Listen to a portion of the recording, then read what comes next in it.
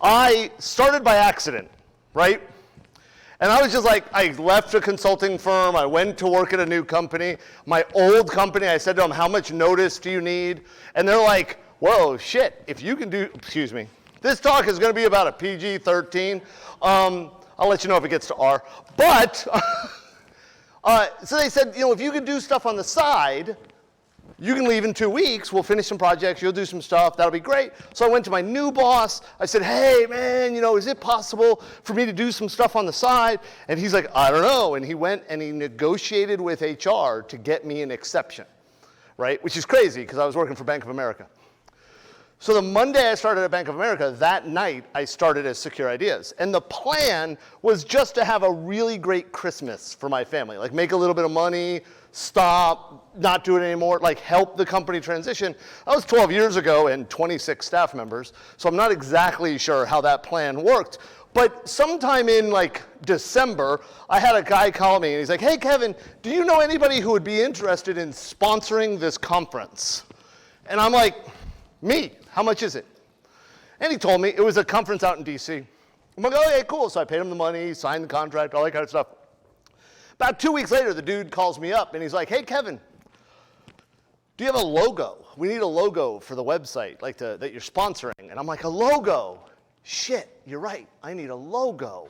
Like if I'm gonna be a real business, right? Like I'm gonna be a big boy when I'm older, right? Whatever, right? I need a logo. So I created our logo and I was so proud of this. Like let me be very clear, I am not artistic, okay? I go to museums and go, huh, that's a snow shovel. And they're like, no, it's art.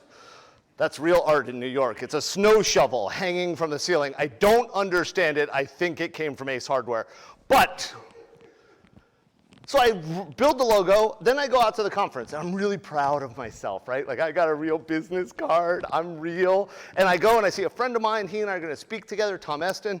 We're doing a podcast, that guy is so smart. And so we're gonna do this presentation, and I said, man, hey, here's my card. And I hand him my business card, right? Like, and I'm all excited. And he looks at it and he says to me, hey, Kevin, why do you have the Key Bank logo on your business card? And I went, I don't have the Key Bank logo on my business card. He's like, yeah, you do. And he pulls out an ATM card. And I'm like, shit, I have the Key Bank logo on my business card. So we hired somebody at Logo Design Guru to create the lock with the light bulb. So this is why me making fun of logos is really not important. So in case you guys aren't worried or wondering, I'm going to speak on API security for the next hour. Now, if you've ever seen me speak before, or if you've ever met me, you will know what that means is I'm going to tell random things that pop into my head for about an hour, and I'm going to hope to keep them all related to API security. But I've already failed at that because we had an entire conversation about logos, right? But I'm going to do my best. I'm Kevin, and for the people who don't know, I am the founder of Secure Ideas, right? We are I found out recently, we are referred to as a lifestyle business, right? It was just the weirdest name. Like, what do you mean a lifestyle business? Does that mean I'm a workaholic?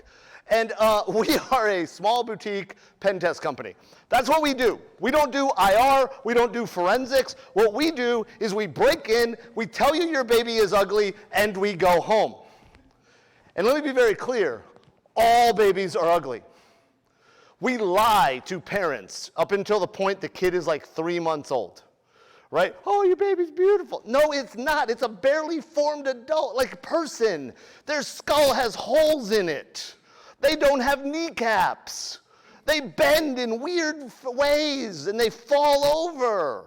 They're ugly. I got 2 kids. I'll tell you right now, when they were born, they handed me, I went, oh my God, she's beautiful. And I was wrong. Just the way it is, right? But about 3 months, they start to become real people. And you're like, okay, that one's cute. That one, not so good, don't ask. Right? It happens. So I'm the founder of Secure Ideas. I'm also an IANS faculty member. I am an open source fanatic. I run a whole bunch of open source projects. I'm the vice chair of the projects committee for OWASP, which is really not an accomplishment. I don't think anybody else wanted the job. I speak all over the place, which is nuts because I suck at it. And I do some Star Wars stuff. That's me in the costumes. I build screen-accurate Star Wars costumes and then visit kids in the hospital and raise money for charity, right? So my favorite picture up there is the Darth Vader. That's me and the Darth Vader. They brought 300 blind kids in, and they had them watch the movie, which I thought was interesting that they still referred to it. I'm not trying to make a joke. That was interesting, right? Like how language works. Like, oh, they watched the movie. And in my head, I'm thinking, no, but right? And then we stood there for 3 hours, and the kids felt what the characters look like. I will acknowledge that I am crying in that helmet. That's why I don't do face characters, right? When you walk into a child's hospital room and they got tubes everywhere and they just light up because Chewbacca showed up, it's worth the fake hair in my eyes that's happening right there, right? Like, it is nuts. I recommend it highly. Everybody should join, should go out and help. Even if you don't want to wear the costumes, right? We need help getting dressed. That sounds wrong. A little bit, like, hi, could you help me dress? I'm a little bit of a diva. But, right? So, like, and I'm on stilts. Do you know what sucks about those stilts? I'm not coordinated. I am amazed I haven't fallen off of this stage, and it's a flat floor. Right? Like, I just suck at things. Like, were you in sports? No. I'm an avid indoorsman. So, what we're going to talk about today is APIs. We're going to talk about some of the different things, the benefits and the risks of how APIs work and how we integrate with them. And I want to be very clear. I named this talk Happy, Happy, Joy, Joy. One, because I thought it was funny. Two, okay, let's be clear. 1 and 2 were because I thought it was funny. 3 was because I want to be very clear that when we finish this talk, when I'm finished telling you my dumb stories, when I tell you about how we broke into that bank, we stole that data, we did this. Oh, by the way, please add with permission to the end of every one of my stories, right? Because you stand up and you say, well, you know what, I was stealing money from this bank. By the way, getting into the vault of a bank, Scrooge McDuck lied to us. Vaults are not that interesting. I was very, very disappointed the first time I went into one, right? Or broke into one, I guess is the right way to say that.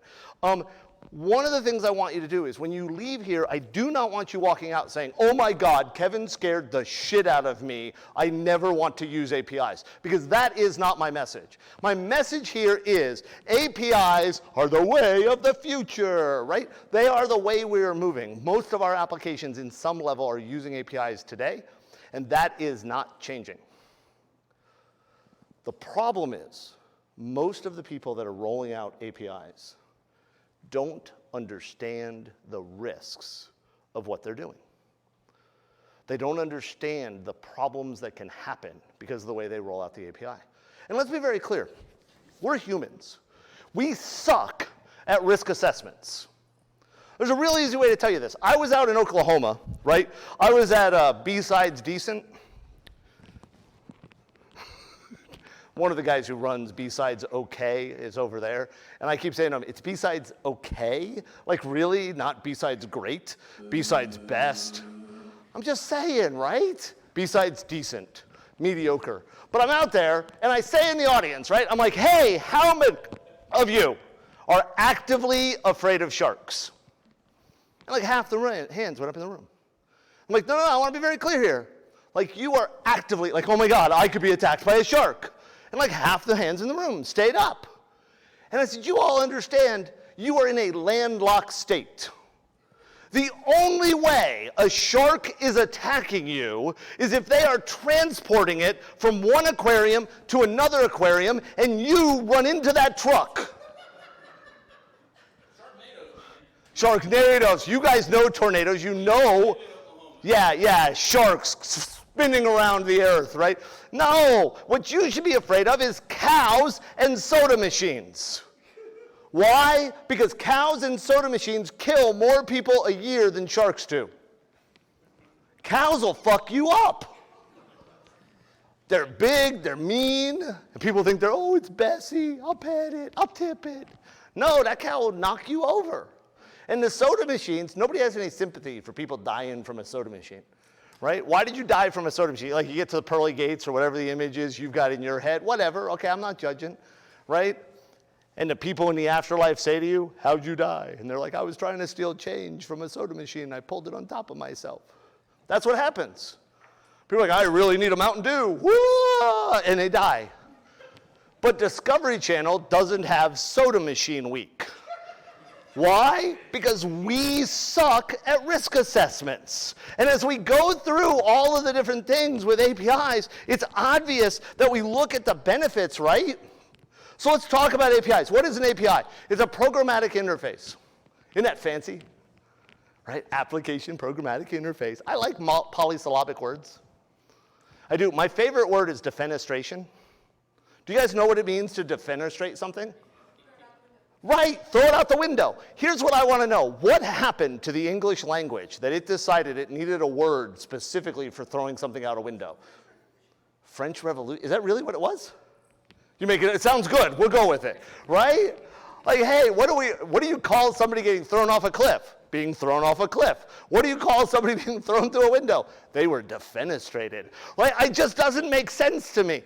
My other favorite word is onomatopoeia. What? I know, exactly. Doesn't matter what it means. Canonicalization is another good one. What does it mean? Simplify to its most unique form, but it's not. Right? So application programmatic interfaces, these are interfaces that you can interact with from your application, from your client, from your system, from your device. They are not necessarily designed for a person to interact with them. Right? And that's important to understand. And I say it's important to understand is because many times when we test APIs, because that's what we do, right? Our job is to break things. And so we regularly test APIs. We have been told by many companies that we are one of the few pen test companies that actually test APIs, right? I don't know that that's true. I have talked to other pen testers, like, how did you test that API? I ran Nessus against it. Man, you suck. But when we test, sorry man, didn't mean.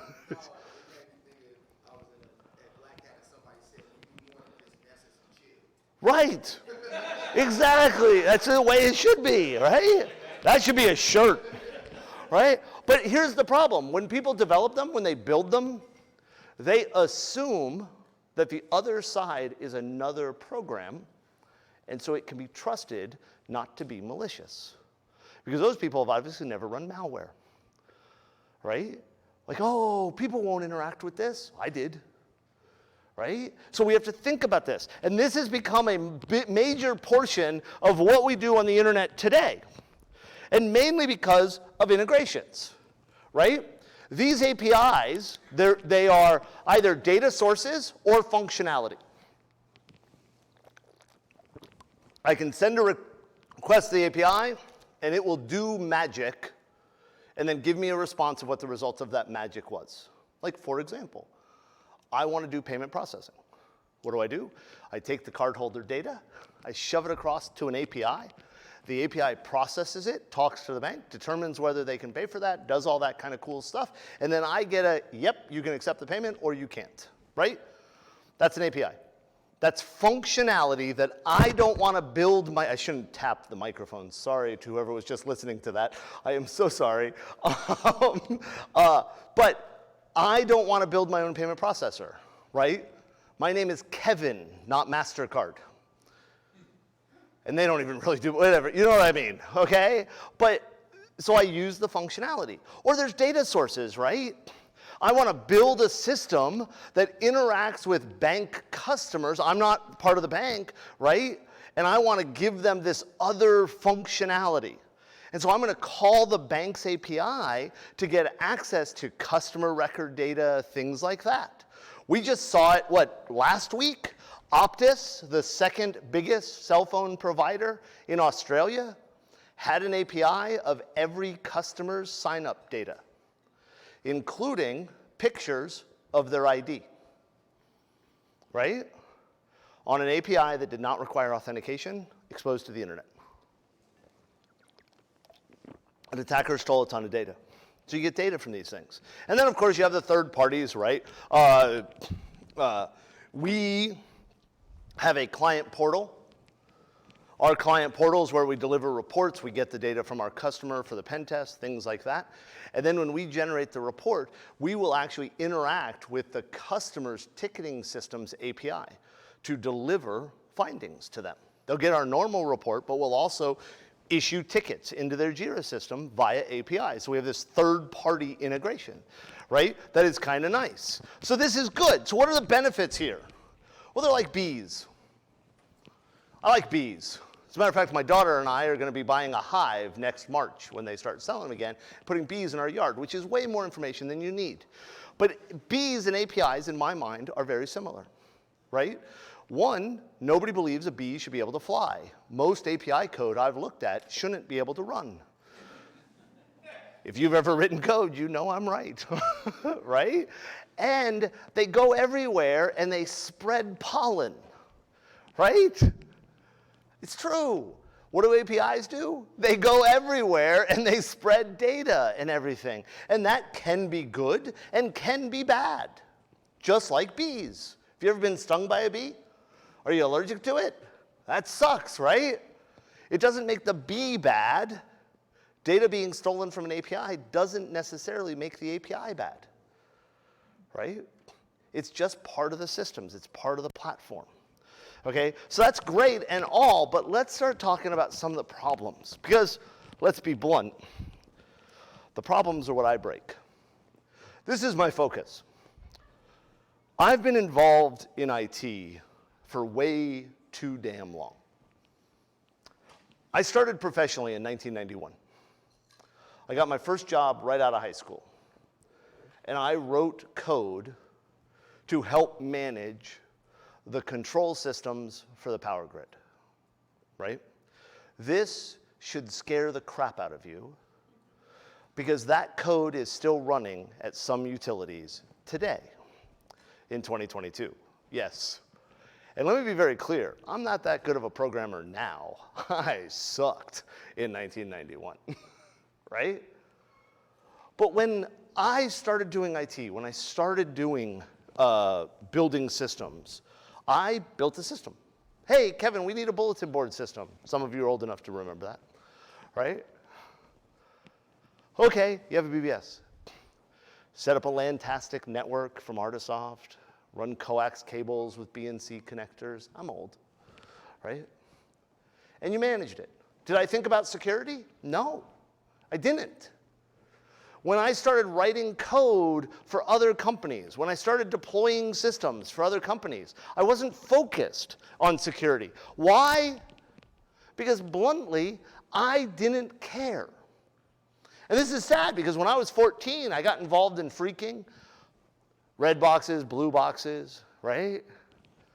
I played around with all that stuff. Of course, I never did anything illegal. I think I was doing 95 yesterday as I went past that cop. But that's not true. My car was doing 95. It drives, I don't. But we look at these systems, and then as we start to roll out, we have to understand the risks. And I said that, right? I talked about sharks, cows, soda machines. If we don't understand the risks that we're dealing with, and I've got a few here, and I want to be very clear. I said some example risks. I want to point that out. This is not a comprehensive list. And all of these risks depend on what your system does. If your API is an API that sends smiley emoji of the day, you probably don't have massive risks. If every single time I call your API, it returns a cool Snapple fact from the can cap, right? Do they still do that? Like you top it off, there's a little fact on the top of the can, or bottle, or whatever the hell it's called, right? Yes, I got a yes. So you could build an API that gave Snapple facts, right? Not a lot of risk. But if you're building an API for the open banking infrastructure to help the unbanked in the 12th world countries, I made that number up, right? And your interface is dealing with people's livelihoods, your level of risk is higher. And we talk about privacy, availability. Yes, availability, it's one of the triad, and for some reason, security always forgets it, right? But privacy is the first one. Privacy is dead, but so are mainframes. And many companies still have them, right? You know what's dead next? Passwords. Oh yeah, passwords are out. By this time next year, nobody's going to have a password. Bullshit. Your password's still going to be winter 2023, but with a capital W. Privacy is crazy, and a lot of people don't care about it, right? I actually don't. I'm not a very private person. What do you want to know about me, right? I was diagnosed with OCD. I probably have Tourette's. I'm just not going to go to the doctor to find out because there's no treatment for it. You want my medical records? I get migraines. I've got bad lungs. This is all being recorded. My social security number's on the internet. It is. You can Google it. Luckily, though, when I turned 18, I changed my name to Kevin Johnson, and that's common, so people can't find me. I'm not as cool as John Strand, who's also named after an underwear model insurrectionist, but by the way, today is John Strand's birthday, so if you could tweet him happy birthday, I'd appreciate it. But privacy is important. And we say that, right? But we share everything we want on Facebook. You know what privacy is, right? It's the cookie pop-up that says, we use cookies, please click here. That is the main effect of GDPR. Pop-ups. Something we fought for years not to have on websites. GDPR now mandates it. Oh, I feel safer. But even though I'm a very open person, right? I talk about whatever you want to know. Ask me a question, I'll tell you, right? I also recognize that privacy is important. I don't care if you know where I bank. ViStar, by the way, right? But I do care if you're actively tracking everything I purchase. You don't need to know that I bought that beehive. You don't need to know that I bought bees. It's weird to be able to say that you bought bees. You don't pet them. Right? But privacy is important, and here's the issue, and the reason I bring this up is when we start talking about APIs, is we start to expose these data points, these functionalities, these transactions, what we end up doing is we end up not understanding what should be private. I mean, it's real easy for some people to go, well, I'm under a HIPAA. But that person who says I'm under HIPAA probably spells it with 2 P's because they're an idiot, right? Or the other side, right? We have no HIPAA data. Really, you have no HIPAA data. None whatsoever. Nope. Do you offer insurance to your employees? Yes, of course we do. You have HIPAA data. Because when I filled out my insurance forms, I gave them pre-existing conditions, which meant my company has access to records of my pre-existing conditions. Well, my company is not a HIPAA, those HIPAA covered entities. Well, my company is not a HIPAA covered entity. I have HIPAA data. I may have to worry about the privacy of that data. Plus, what is private? Let me talk about pen testing. I go break into a company. 4 years ago, I break into a company, I go wild, like, I took over all the machines. You actually have to make that face when you're doing it. What you do is that bypasses Windows Defender and CrowdStrike. And it's just how you do it, right? If you want to get past Sentinel-1, you lift your left leg and hop. It's really weird. I don't know why that works. Must be a back door. So I got in trouble on Twitter from like people because I found a back door and to log me in. I did, and I took a picture of it and shared it on Twitter because I was near their Boston office, and they have a back door that says, log me in, please use front door. So I shared it. I actually had people say, Kevin, sharing 0 days is wrong. And I'm like, you're a moron. Like, look at the picture. Oh, we thought that was a joke. Yes, it was. That was the back door. But when we start to look at this data, we start to evaluate it, right? If you get access to my systems now, not only do I have vulnerability data for my customers, but because most of their staff work from home, I have vulnerability data about their home network. Because it is hard for me at the testing process to differentiate. If you set up your VPN that everything on that employee's network at home is on your corporate network, I'm going to see it. Now, I'm smart enough, well, that's not true. Aaron is smart enough that he knows not to hack that home infrastructure, but we still have the data. If we compromise your system and we wanted to know one place and they had a wiki. I don't know why, but it was a wiki that every employee had their own section, and they were encouraged to share their personal information on that wiki. Put your bank account information there, put your medical records there. Use this for your own record. And they were encouraged, not because the company was some evil capitalist bastard. No, they were just trying to help their staff, right? And they thought this was a good idea. They were wrong. And we got that data. And I'm like, oh, you're subscribing to, ooh. And right, like, these are the things, these are privacy concerns, and APIs make them harder because you don't know what data is coming back from that. We've tested some APIs, you hit it. Like, we just tested this one. Oh my God, it was so fun. We just did this test, right? And we're testing this system and we hit this API, and you're just like, hi, my name is Kevin. And they're like, oh, you must be Kevin, blah, blah, blah, blah, blah. Here's your social security number, here's all of your records, here's all of this. Could you please authenticate now? I'm not making that one up. That was an API built in 2022. Right? We should know. We'll talk about that in a second. The other thing is availability. Right?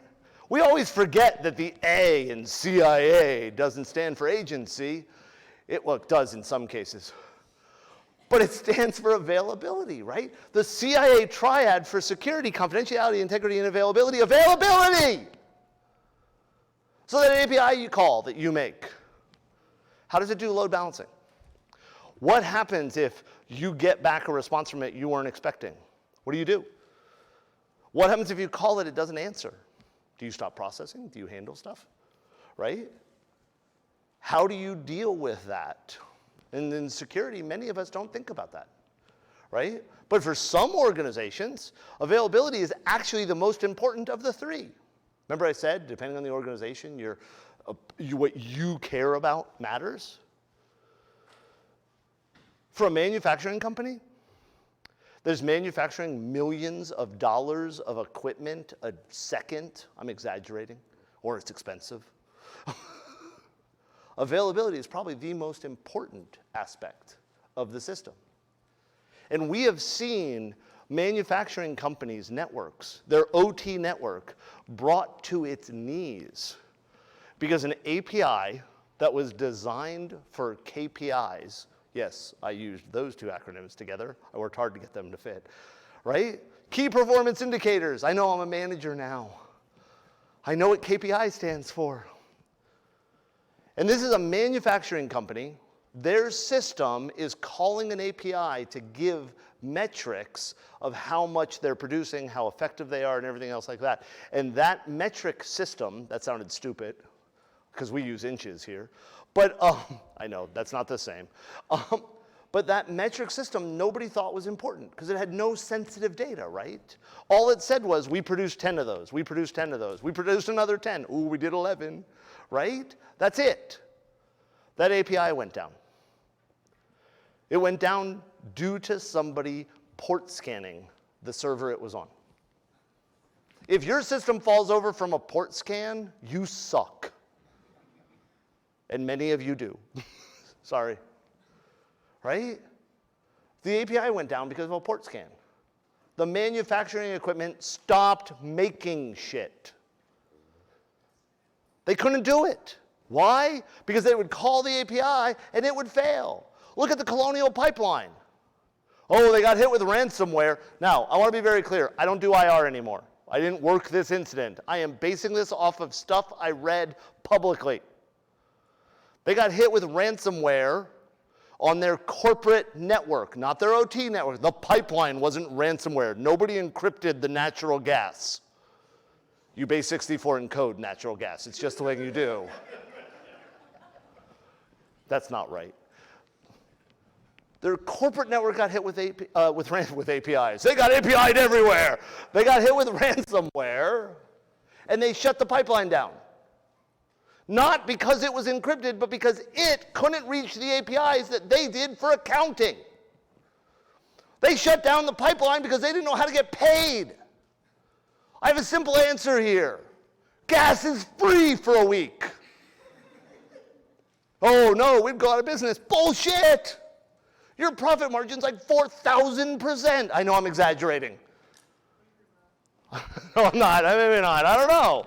Right? But they shut it down because they couldn't reach stuff, not because the pipeline was damaged. We're not talking Norway here. And that's not a joke. There's a hole in the damn thing there. That's a good reason to shut one down, not because your accounting API is offline. Dipshit. I believe that we should be allowed to use dipshit in way more emails. I really do. Do you know how much more effective security would be is if we could throat punch just one random person per report? Right? Be great. Did you fix it? No. Whack! You'll fix it next time, won't ya? I'm a violent person. I live in Florida. It's expected. So, God, that's awful. Florida man. I wrestled an alligator. When I was a kid, I saw an alligator wrestling thing where the alligator won. It was awesome. It really was. And I'm not talking like, oh, it was gory. I'm not Aaron. But he likes horror movies. The guy's like wrestling the alligator and his hand slipped and the alligator went whack and got him. Now with an alligator, if you've ever been bitten by an alligator, it's only happened once. And I've been shot at more times than I've been bitten. That's weird. But if you ever, like the alligator snaps and then they let go and they grab again. And then they try to do the death roll, right? So this dude, it was amazing. And I want to talk about like state of mind. The alligator jumped onto his arm. And the dude immediately flattened himself. Well, he flattened himself. And he flattened himself on top of the alligator so he couldn't bite a second time. Who thinks of that? Like me. So the alligator grabs my arm. I'll be like, ah! Right? That's what's going to happen. That dude understood risk. See, I made it relevant. So other security concerns. We got lots of problems here with third-party breaches. We got data integrity, access control, right? These are three things that are pretty important. So access control. We put up a lot of little badges and things like that. I think that's good. You guys see the IBM office where they had a badge printed for a cat that hung out in the parking lot? I'm dead serious. Had the cat's face on it, everything else like that. I told that story. Now you know as well as I do that that badge had default access to that building, right? You know it. It's a wild damn cat. I don't know if that's really, feral. Feral is probably the right word, right? A feral cat. They put an IBM badge on it. This is all over the internet, right? I tell this story about this badge. Somebody comes to me, he's like, Kevin, I found the picture of the cat. It was a different cat, which means there are two badges at IBM that allow cats in. This is nuts. Your APIs are the same way. All cats all the time. Most APIs that we test have no concept of authentication or authorization. They assume, and you know what happens when you assume, right? It makes an ass out of you and you because I spell it different. They assume, that was a bad one. Don't laugh at that one. That one sucked. And that one's almost as bad as, do you know why Walmart wasn't hacked? They're not a target. But they assume that when you call the API, you are authorized to call that API, right?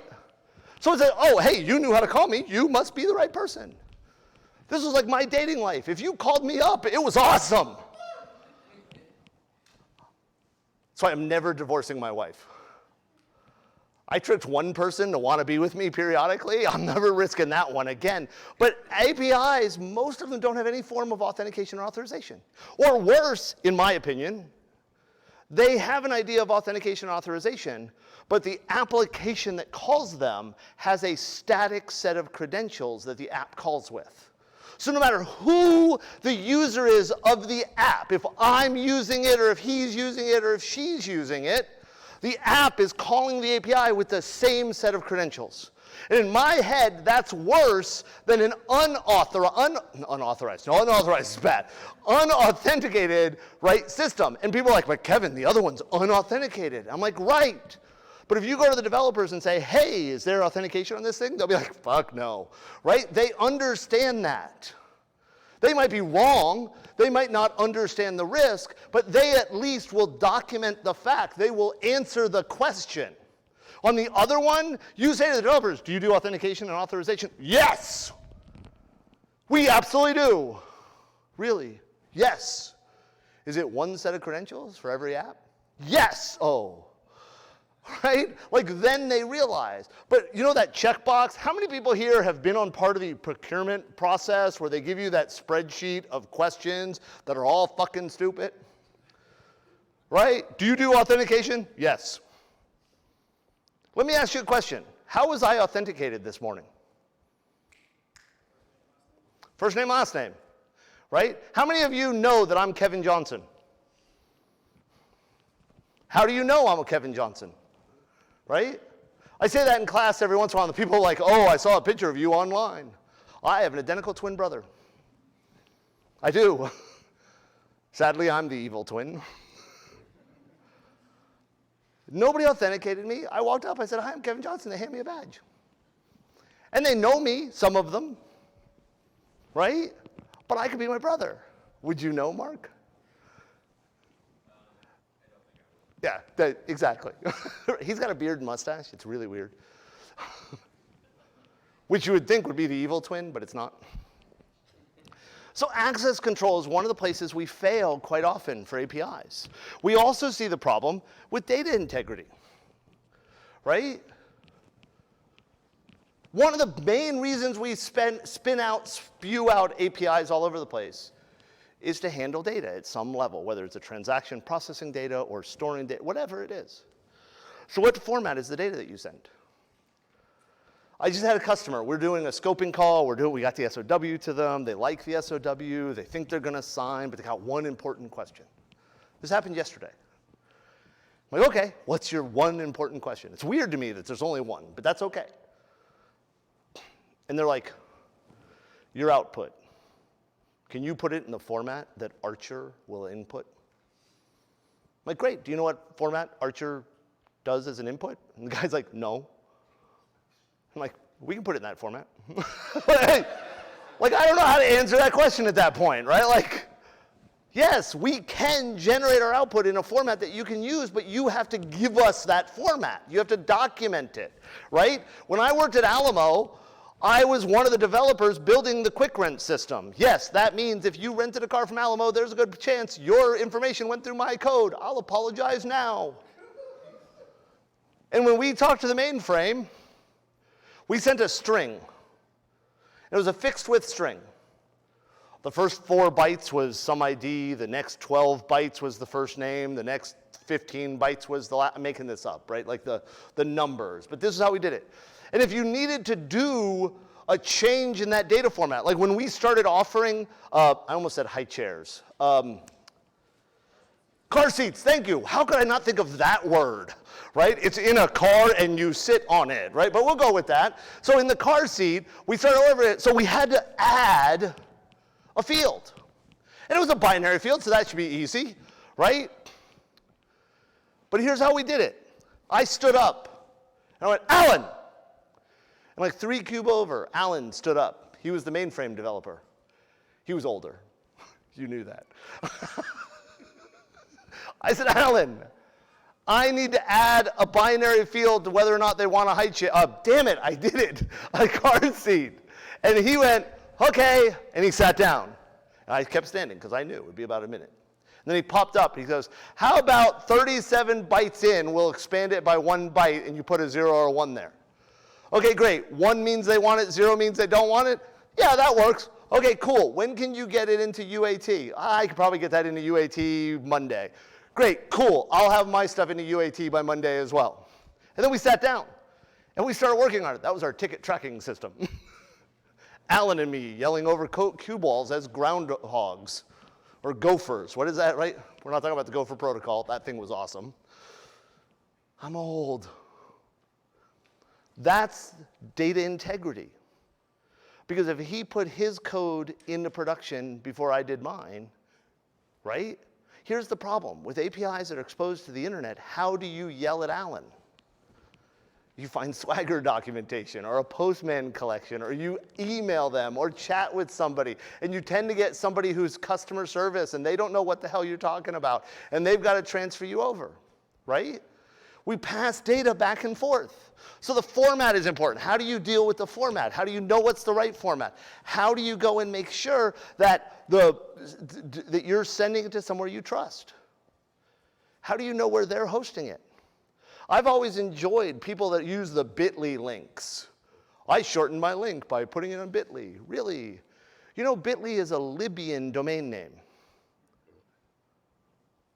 Now, I'm not saying it's untrustworthy. I'm just saying, do you know when you send that stuff out there? Right? How do you handle that? And then the final thing we want to talk about, and I think I'm good on time. Okay, I don't know which of these clocks is right. That one's flashing like crazy, right? And my watch is like, oh, you're walking a lot. That's good, because my watch says I'm fat. You know you're fat when you get out of the car and your watch celebrates that you became active. That happened yesterday. I got out of the car. I drove up from Jacksonville. I park at the hotel. I get out of the car, and the watch is like, woohoo, fat ass, you're moving. It didn't phrase it that way, but it really was what it meant, right? The biggest problem that we see that people are unprepared for, right, is third-party breach. Let's talk about Target. I like to talk about Target because of their name. Like, you named yourself something people shoot at. And then you got really popular. Because let's be blunt, right? You can't go to Target and not buy more than you meant to buy. I don't know how it happens. You walk in, you get a cart, that's your first mistake. And you push it around. I have issues, so I have a pattern I have to go around. It drives my wife crazy. My wife's the only semi-normal person in the house. Both of my daughters have Tourette's. I told them both, this is great. You get to just randomly yell, motherfucker, and nobody can judge you. I'm a very supportive father. I have twitches and things like that, right? We go to dinner, and the waiter or waitress comes by, and Brenna, Sarah, and I are all twitching away, and Denise is just sitting there calm, and they look at her and go, I'm so sorry. She gets lots of sympathy that way. It works. But when we go to Target, right? How many people here know about Target getting breached? Right? How many people can tell me the HVAC company that was actually breached? Because you know Target wasn't, right? Yeah, it was a vendor. It was a vendor that managed their HVACs. And again, didn't work the incident. I'm talking about public information. It was a vendor that managed their HVAC systems. That vendor got popped. That vendor had access to an accounting API that allowed them to submit invoices and expenses and things like that. Do you know what else the accounting systems had access to? The point of sale network. Now, I don't mean to pick on anybody, but of course the accounting systems have access at some level to the point of sale network. Why? Because point of sale systems are accounting. Because they count. No, you know what I mean. And that's how they got popped, but nobody knows about that. What about Delta? How many people got notified from Delta that your information got stolen a few years ago? Okay, thank you very much for making me not feel like I'm the only dude that got hit, right? Right? Do you know how Delta got hacked? Oh, wait, they didn't. Their chat provider got hacked. They had an API that enabled them to deploy a chat system to their website to make it easier for customers to get information. And as somebody who uses Delta all the time, and I want to be very clear, I don't care what airline you fly, unless you do like Southwest or Allegiant or something like that. But yeah, I was picking on you. And all airlines suck until you get status. And all status means is that when you get bumped from a flight, they'll help you better, right? That's it. It also means you flew around way too damn much, okay? People are like, oh man, you have status on an airline. You must be so cool. No, I'm nerdy and in a tube way too often with people I don't know. And by the way, if you're ever on a flight and I'm on it, get off. There's going to be a problem. I was just on a flight. They pulled a guy off in handcuffs, right? I'm never the cause of the problem, but I was in 2 fist fights on planes. And I want to be very clear, when I say I was in a fist fight, I mean I was physically located between the 2 people that were punching each other. One guy was in the row ahead of me. The other guy was in the row behind me. I don't know how the fuck those 2 guys started talking. It was a red eye. I woke up and they were fighting in the space between the top of the chairs and the suitcases. I didn't know what was going on. I'm like, ah! Like it was crazy. I just have bad trips on flights. Like the one, I got on a plane once and I got up and there was a dude. I swear to you this story is true. I get on a plane, guy's in the window, aisle seat, I'm in the window. What do you say? Hi, sir, I'm in the window. If you were the dude in the aisle and I said, hey, I'm in the window, what would you do? You'd get up, right? The guy says, you have room. So I put my bag in the overhead. I say to the guy, sir, I've got the window seat. And the guy goes, you have room. So I said, sir, I don't mean to be rude. Because you're going to be stuck in this tube with this dude for 6 hours, right? You got to be polite. So I say to the guy, sir, I'm very sorry, but is it possible that you could get up so I can get in? And I swear to you, this is a true story. The guy looked me in the face and said, I don't have any legs. You can move me if you want. And I looked down, and he didn't. So I didn't know what to say. So I heard come out of my mouth. A lot of times things come out of my mouth, and then I realized all I heard come out of my mouth was, you're right, I have room. I didn't know what else to say. Like it was awful. It was awful, right? But one of the things we have to be prepared for, right? Nobody knows the chat provider. See, it's relevant. Nobody knows the chat provider that got hit. You might, but you don't. You know Delta got hit. Why? Because Delta's the name. Let me ask you a question. How many APIs does your company call? You don't know, right? Yeah, lots. How prepared are you for when that company gets popped? Is it your name or their name that's going to be on the site? Let me be very clear. John Strand told me years ago, it's actually why I switched to use Google as our email solution for the company. Because John said this, Kevin, everybody gets hacked. It's true, right? The NSA got hacked. Their entire job is to hack other people. They got popped. If the NSA can't keep stuff secret, what the fuck am I going to do? I'm a nerd that barely made it out of high school. Where'd you get your degree? ACHS. What's that? Atlantic Community High School? Oh, I'm sorry, diploma. But, am I supposed to make jokes like that at a college? I don't know. And he said when Secure Ideas' mail server gets popped, do you want the article to say Secure Ideas' mail server got popped? Or do you want the article to say Google's mail servers got popped and Secure Ideas happened to be on there? Second one, right? And I don't mean, that's not really why we switched, right? But the reality is, if there's 2 parties in a system, one of those parties' name is going to be on that article.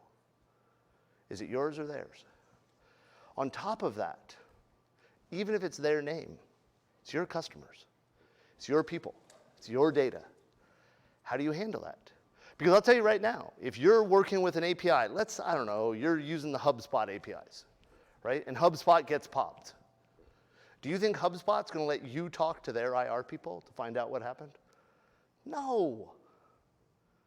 So are you prepared for that third-party breach that gets access to your data? Are you prepared for the third-party breach that then pushes malicious code into your system? Because your system is taking data from that API and deploying it. And the reality here, though, is all of this stuff sucks. All of this stuff is bad. APIs will kill us all. You know your life expectancy is 2 minutes? It is, but every breath you take resets the counter. APIs suck, but they actually make our systems better. In many cases, we are able to leverage organizations that have better experience at the thing they do so that we can focus on the thing that we do, right? I'll put it out, Secure Ideas. HubSpot was a purposeful example. We use HubSpot for our systems. We use HubSpot as our CRM. I'm not revealing secret sauce here. By the way, the secret sauce is just Thousand Island dressing, okay? I worked at McDonald's a long time. It's a little bit more ketchup. We use HubSpot. You can find that out by going to our website. You can look at the HTML that comes down and know that was generated by HubSpot, okay? And I like that because it means, unlike 5 years ago when we built our site using Gatsby and React, and we deployed it through GitHub using AWS to push it out, we don't have to worry about whether the website's running right. We push that off to somebody who does it better than we do. And then we focused on security. We focused on our clients. We focused on the advisory services. We focused on the pen testing, right? APIs are gonna make us better.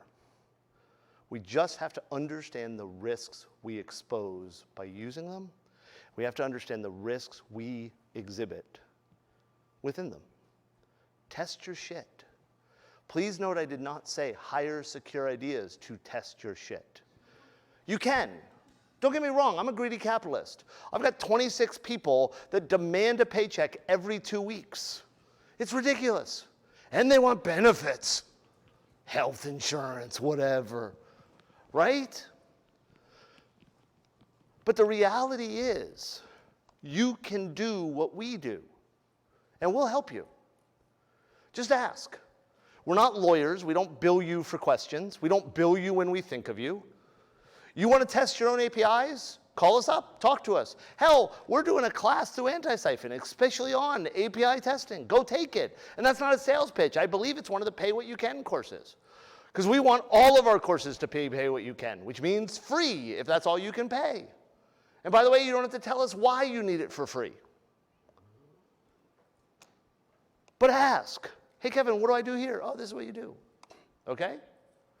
Thank you very much. Any questions? I think that clock is right? I got 9 minutes. Am I right about that? 3 minutes? Damn it, that clock's not right. Questions? Yes, sir. So what proactive steps can you have with your DevSecOps teams to implement the secure APIs or embed them, I guess, with the third parties? Okay.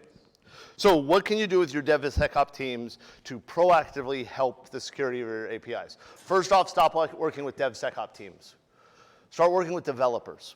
Nothing wrong with DevSecOps. I'm not saying that's wrong, but we focus too much on security, right? What we need to do is have developers understand what they're doing, right? What I would recommend doing is ensuring that whoever is developing this code, whether it's a third party or you, that they have unit tests focused on security. Make sure that as they build these APIs, they understand the architecture of what they're doing and who's calling what's there. Those are the two things I'd start with. Make sense? Okay. He pointed somewhere over here. You've got some goodies to give out, Kevin. Oh, I've got goodies to give out. I forgot. Damn it, I forgot the goodies. Sorry. What do I do with this again? Yeah, okay. So, because you asked the first question, who just asked that question? Thank you. Here.